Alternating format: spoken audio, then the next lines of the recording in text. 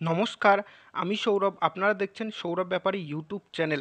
আজকের ভিডিওটি খুবই গুরুত্বপূর্ণ হতে চলেছে যারা ডাব্লিউবিপি কনস্টেবল এক্সাম দেবে, তাই ভিডিওটি কিন্তু মিস করবেন না। আজকের ভিডিওর তথ্য: ডাব্লিউবিপি কনস্টেবল এক্সাম কবে হতে চলেছে, ডাব্লিউবিপি কনস্টেবলের কেসের আপডেট কি, এবং ডাব্লিউবিপি কনস্টেবলে কি ভ্যাকেন্সি বাড়তে চলেছে, এই সব ব্যাপারে বিস্তারিত তথ্য দেবো। তাই ভিডিওটিকে মিস করবেন না এবং স্কিপ করবেন না। কিন্তু তার আগে একটি কথা বলবো, এই চ্যানেলে চাকরি সম্পর্কিত সব রকম নিত্য নতুন আপডেট দেওয়া হয়, তাই চ্যানেলটিকে সাবস্ক্রাইব করে পাশে থাকা বেল আইকনটি প্রেস করে দেবেন।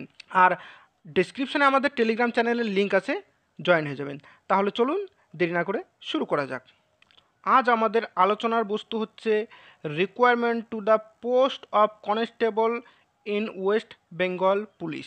এই ব্যাপারে কিন্তু আজকে আমরা আলোচনা করব। ওকে, দেখো, প্রথমত কেসের উপরে চলে আসি। এখনও পর্যন্ত কেসের কোনো আপডেট আসেনি, কিন্তু দেখো কেসটা হয়েছে কি নিয়ে, যে সিভিকদের এবং পুলিশদের কিন্তু একটা রিজার্ভেশন খুব বেশি দেওয়া হয়েছে। হ্যাঁ, এটা ঠিক না, কারণ তারা তো অলরেডি জব করছে। তো সেই অনুসারে আমাদের নতুন পার্সন দরকার যে সেখানে জব করুক, নতুন ছেলেপেলেকে নিয়োগ করা হোক। কিন্তু সেটা না হয়ে যারা অলরেডি চাকরি করছে তাদেরকে ডাব্লিউবিপিতে জয়েন করানো হবে, এটা কিন্তু ঠিক না। তাদেরকে দেওয়া হোক, একটু কম রিজার্ভেশন দেওয়া হোক। এটা কিন্তু হ্যাঁ, এক কথায় তোমরা যেটা বলছো কেস করেছো ঠিক আছে, কিন্তু এই কেসে কিন্তু অতটা সোজা না যতটা তোমরা ভাবছো। দেখো, রাজ্য সরকার যদি চায়, পিছিয়ে পড়া বর্গকে তারা কিন্তু রিজার্ভেশনে আনতে পারে, এটা কিন্তু রাজ্যের ক্ষমতা আছে।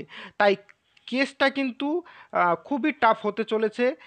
মানে বেশিরভাগ কিন্তু আমার মনে হচ্ছে এটা রাজ্য সরকারের দিকেই যেতে পারে। এবার 2 নম্বর চলে আসি, যে ভ্যাকেন্সি ইনক্রিজ। দেখো, প্রথমত ভ্যাকেন্সি ইনক্রিজ হচ্ছে না, যাই ভ্যাকেন্সি আছে তাই থাকছে। এবং আহ, প্রথমত কেসের কথাই বলি, কেস তো বেশিরভাগ রাজ্য সরকারের দিকেই পাল্লাটা ভারী মনে হচ্ছে, কিন্তু কোর্টে কি হচ্ছে সেটা আমরা এখন বলতে পারছি না।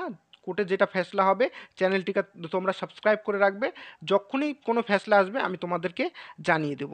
এবার আমরা চলে আসি, ডাব্লিউবিপি কনস্টেবলের এক্সাম কবে হতে পারে, এক্সাম ডেট কি পেছোতে পারে? দেখো, এক্সাম ডেট পেছাবে না, এক্সাম তোমাদের নভেম্বর মাসে হবে, এটা 99% গ্যারান্টি। ওকে, নভেম্বর মাসেই তোমাদের ডাব্লিউবিপি কনস্টেবলের এক্সাম কিন্তু হতে চলেছে।